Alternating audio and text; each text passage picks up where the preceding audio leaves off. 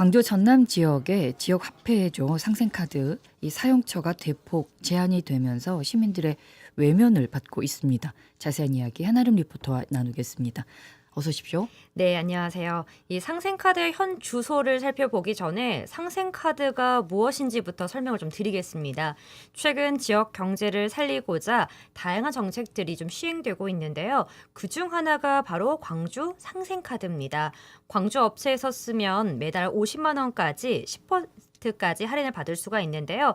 때문에 시민들은 이 카드를 통해 지역에서 혜택을 받을 수 있고 지역 상권은 매출을 증대할 수 있는 상생 효과를 누릴 수가 있습니다. 네, 요즘에는 7% 정도 네. 할인을 받고 있는 것 같고 이게 처음에 발행됐을 때는 아직 이게 없냐고 물어보면서 안 만들면 손해라고 빨리 만들라고 인기가 좀 있었습니다. 그렇습니다. 언제 시행된 정책이죠? 예, 지역화폐는 지난 2019년 도입 이후 광주에서는 상생카드, 전남에서는 시 군별로 총 22종이 발행되고 있는데요.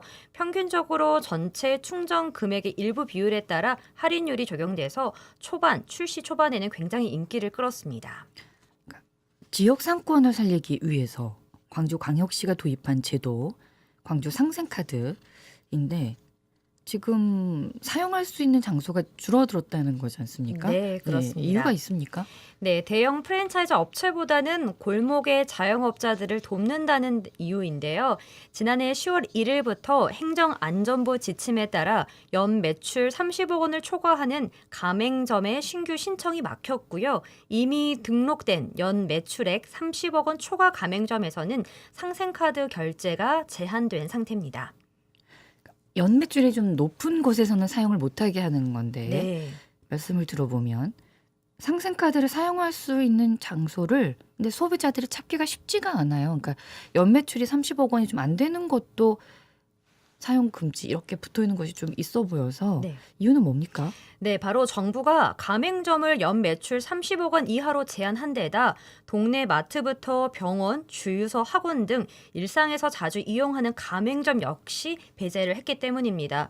사실 문제는 주유소, 마트, 식당이 아니면 상생카드를 사용할 수 있는 가게가 거의 없는 데다가 주유소에 같은 경우에는 대부분 연 매출이 30억 원이 넘기 때문에 소비자들이 사용을 하지 못하고 있는 겁니다. 정부가 이거를 이제 막았던 네, 거군요. 그렇습니다. 마트, 식당 여기는 어떻습니까? 이 마트와 식당도 상황은 마찬가지입니다. 대규모나 프랜차이즈 업체는 30억 원이 넘는 경우가 대부분이라 이 상생카드로 결제를 할 수가 없고요. 때문에 사용처를 찾지 못한 소비자들은 상생카드를 외면하게 되고 더 나아가 소비자들의 지갑까지 닫고 있는 상황입니다. 실제로 보면은 병원이나 주유소 아니면은 학원에서 사용하는 상생카드 비율이 높지 않았습니까?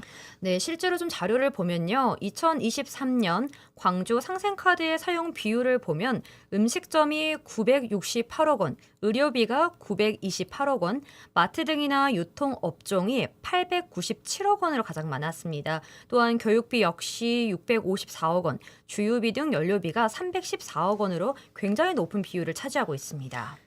많이 사용했던 이런 장소들 네. 그런데 이제는 골목 상권을 보호하겠다. 이제 정부의 지침 때문에 이곳에서 사용을 못한다는 거죠. 그렇습니다. 이 주요 사용액 기준으로만 보면 마트 등 유통 분야는 67%가, 의료비는 50%가, 특히 연료비 같은 경우에는 89%의 결제가 막히게 된 것입니다. 예, 어디서 사용하라고 하는 건지 얘기를 듣고 있는 지금도 잘 모르겠고 얼마큼이나 이용 비율이 줄었습니까?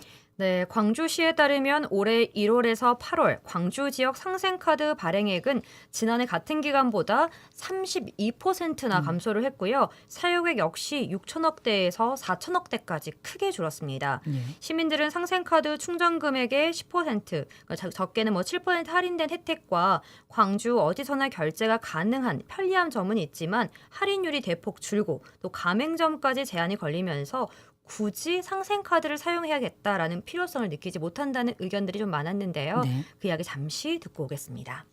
광주시가 일부 상생카드 가맹점에 대해 가맹점 계약을 일방적으로 해지했습니다.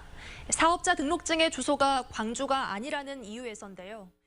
광주시가 일부 상생카드 가맹점에 대해 가맹점 계약을 일방적으로 해지했습니다.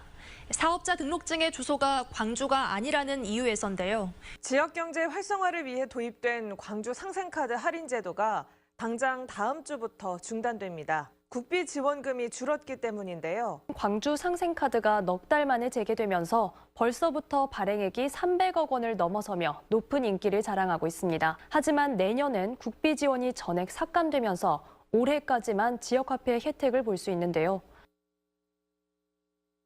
네. 뉴스 소식을 먼저 좀 전해드렸습니다. 그러니까 네. 많은 시민들이 불편을 겪고 있기 때문에 뉴스화도 많이 된 것이죠. 네, 사실 방금 듣고 오신 내용이 계속해서 광주 상생카드 정책이 바뀌면서 시민들이 좀 불편함을 느끼고 있다는 것을 들려드린 건데요. 예. 이 경기 침체와 지역 자본 유출 등을 고려해서 사용처 제한 지침을 고쳐달라는 건의에도 사실 정부의 입장 완감합니다. 또한 더욱더 문제는 예산 문제인데요. 네. 윤석열 정부 출범 이후 국비 지원 예산을 3년 연속 전액 삭감하면서 사실 광주 상생카드 전폐 문제는 매년 거론되어 온 문제입니다. 예. 다시 한번 이제 시민들의 목소리 직접 듣겠습니다.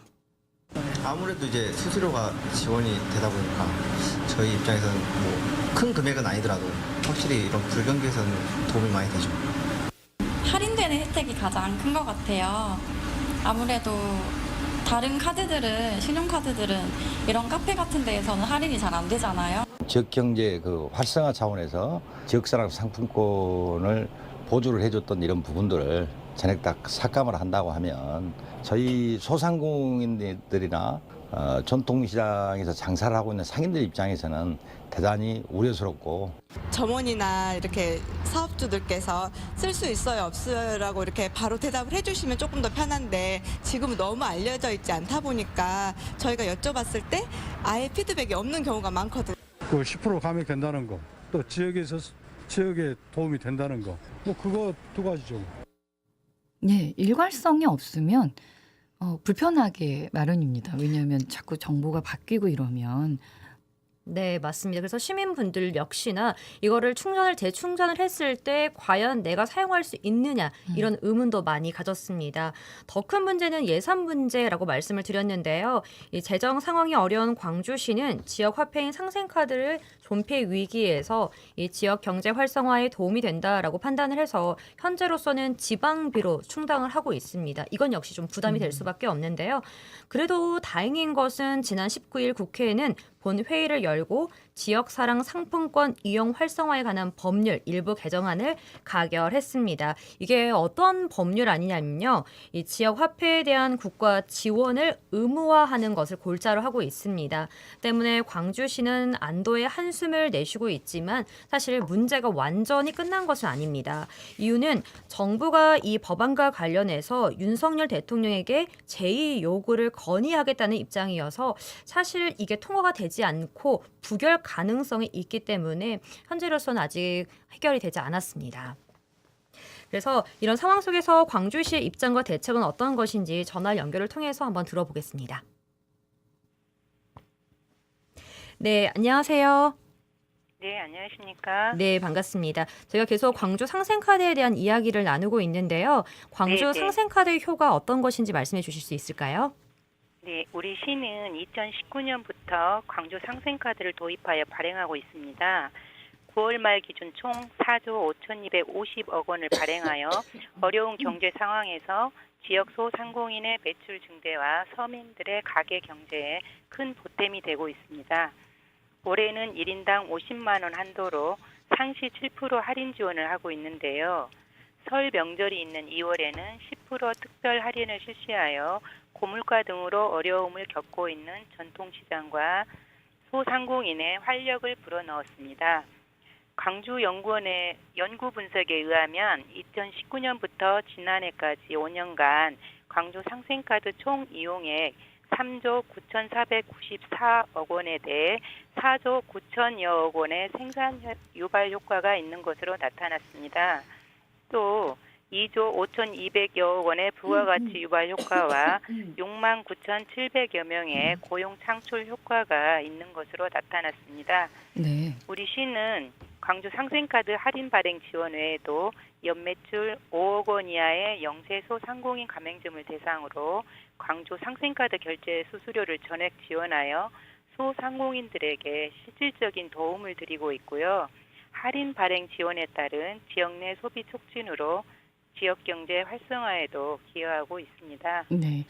제가 목 상태가 안 좋아서 좀 인사가 늦었습니다. 광주광역시 경제정책과 경제정책팀 서량자 팀장과 전화 인터뷰하고 있습니다. 네. 말씀해 주셨는데 지금 시민과 현장에서의 체감 분위기는 어떻습니까? 네네. 잘 아시다시피 광주 상생카드는 소상공인과 자영업자들이 좋아하고 시민들도 좋아하는 정책입니다. 올해 시에서 주요 정책을 선정하는 2024년 정책평가 박람회 광주 상생카드 발행 지원 사업이 주요 정책으로 선정되었는데요. 지난 5월 시민의 날에 시민을 대상으로 실시한 정책평가 박람회 현장 평가에서 광주 상생카드 발행 지원 사업이 매우 높은 득표를 하였을 정도로 네. 호응도가 좋았습니다. 이유는 앞서서도 말씀드렸다시피 상당한 할인 효과도 있고 소상공인과 서민 가게 경제에도 도움이 되기 때문이라고 생각됩니다. 네, 이렇게 이제 반응도 좋았었는데 지난해 이제 정부 방침이 네. 이제 바뀌면서 네네. 연매출 30억 원 이하 업체로 광주 상생카드 사용처를 개편하지 않았습니까? 이후 어떤 네. 변화가 있었습니까? 네. 한정된 재원을 소상공인에 집중 지원하기 위한 정부 방침에 따라 우리 시도 2023년 10월에 광주 상생카드 사용처를 연 매출액 30억 원 이하 가맹점으로 개편하였습니다. 사용처 개편 이후에 2023년 10월부터 12월까지 이용액을 분석한 결과 연 매출 3억 원 이하 기업은 결제액 비중이 10% 정도 증가하였고요. 연 매출 5억 원 이하 기업은 3.7%, 10억 원 이하 기업은 6% 정도 증가하였는데요. 반면에 상대적으로 매출액이 높은 연 매출 10억 원 초과 기업은 20% 정도 감소하여 영세 소상공인 지원 효과가 있는 것으로 나타났습니다. 또한 그동안 광주 상생카드 결제가 연매출 10억 원 초과 가맹점에 몰렸던 것이 연매출 10억 원 이하 업체로 분산 사용되어 더 많은 소상공인들에게 분배되는 정책적 혜택이 나타난 것으로 보입니다. 좀 전에 저희 조사한 거에 보면 전체적인 한 3분의 1 정도는 상생카드 사용률이 줄었더군요. 근데 준 상황 속에서 네. 골목 상권은 활성화가 됐다는 말씀이시네요. 예. 이제 상대적으로 네. 매출액이 큰 기업들한테 갈 것이 영세 소상공인 쪽에 주었으니까 전체 파이는 줄었더라도 지원 효과는 있는 것으로 보입니다. 예. 그렇더라도 이제 앞으로 상생카드 활성화를 위해서 좀 더 노력을 하셔야 될 텐데 네. 광주시에서는 어떤 정책을 유지하실 겁니까? 예. 광주 상생카드 발행 지원을 위해서는 예산이 지속적으로 투입돼야 되는 상황인데요. 정부의 국비 지원이 매년 감소하고 있어서 열악한 지방 재정에 부담이 가중되고 있습니다. 그리고 재정 규모에 따라 광주 상생카드 발행 규모나 혜택이 달라질 수 있는데요. 네. 여전히 어려운 지역 경제 상황에서 상생카드 발행 지원 사업은 필요하고요. 앞으로도 지속적이고 안정적으로 상생카드를 발행하기 위해서는 정부의 국비 지원이 필수적입니다. 더불어 국비 지원율도 현재 30% 정도에서 50% 정도로 상향되었으면 합니다. 예. 현재 사용처가 많이 축소됐지 않습니까? 네네. 지금 말씀해 주신 것처럼 그것은 네. 유지해도 된다고 보시는 겁니까? 이거는 정부 방침이어서 지자체 차원에서 이렇게 할 수 있는 상황은 현재는 아니라고 판단이 됩니다. 예, 목소리 전달해 주실 수 있어서 시민들이 많이 불편하기 때문에 그 말씀을 드리겠습니다. 네. 아마 갑자기 이제 행안부에서 작년에 그 새롭게 도입해서 30억 이하 업체를 사용을 못하도록 해서 시민들께서는 좀 불편을 많이 느끼셨을 거예요. 근데 이제 결과적으로 정부 방침 취지가 영세한 소상공인을 집중 지원한다는 취지여서 거기에 맞는 정책 방향은 맞다고 생각이 됩니다. 네, 알겠습니다. 말씀 고맙습니다. 네. 경제정책과 경제정책팀 서량자 팀장과 전화 인터뷰했습니다. 시민들은 광주 상생카드 사용처가 줄어서 불편해하고 있습니다. 그런데 이제 정책 면에서 봤을 때는 골목 상권은 조금 더 올랐다고 하니까 네, 분명 또 저희- 입장차가 존재하는 것 저희 같습니다. 취재가 좀 더 구체적으로 돼야 될 듯 싶고 정말 그런 것인지 이를 바라보고 있는 전문가들 입장은 어떻습니까? 전문가들은 단순히 사용처의 규제만 할 것이 아니라 사용자의 목소리를 반영한 정책 변화가 필요하다고 이를 모으고 있습니다. 자세한 이야기 오주섭 광주경실련 사무처장에게 듣고 오겠습니다. 네, 먼저는 정부가 이 국비를 편성을 좀 할 수 있도록 법안에 좀 강제하는 규정들이 있어야 되겠다. 그래서 이제 야당에서 이런 법안들을 제출해놓고 있는데 현 정부에서는 계속 거부권을 행사하려고 하는 그런 상황들이 벌어지고 있고요. 또 하나는 이제 가맹점 연매출액을 30억 원도 이하로 제한을 하면서 뭐 실생활에 가장 이용할 수 있는 병원이라든지 그다음에 주유소 이런 데에 대한 사용이 좀 제한돼서 이런 어떤 매출액에 따른 사용처 이런 부분들은 다시 한번 여러 가지 상황들을 고려해서 조정이 좀 필요하지 않나 이렇게 생각을 합니다. 상생카드라는 이름에 걸맞게 시민과 사용처 모두가 상생할 수 있도록 정책 변화가 필요해 보입니다. 제가 볼 때는 그렇습니다. 네, 그렇습니다. 이 지역 화폐인 상생카드가 경쟁력을 갖는 건 아마 인센티브 때문일 겁니다. 따라서 상생카드를 활성화하기 위해서는 금액 조정이 필요한 업종은 완화하는 등 현실적인 대안이 마련돼야 하고요. 또한 지자체 스스로 추진하기에는 한계가 있는 만큼 정치권이 나서서 상생카드 활성화를 위한 이 정책 병원화를 이끌어낼 때라고 생각을 합니다. 예. 오늘 광주 상생카드의 현 주소의 문제점 그리고 다양한 관점에서 이야기 나눠봤는데 조금 저희가 준비한 게 부족하지 않았나라는 좀 반성도 해보면서 실제로 골목 상권에서 사용하고 있는 비율이 높아졌는지 다시 한번 취재를 해서 후속 보도해드리도록 하겠습니다. 오늘 말씀 고맙습니다. 네, 감사합니다. 언제 어디서나 내 손 안의 뉴스. 광주 MBC 뉴스 유튜브 구독으로 함께하세요.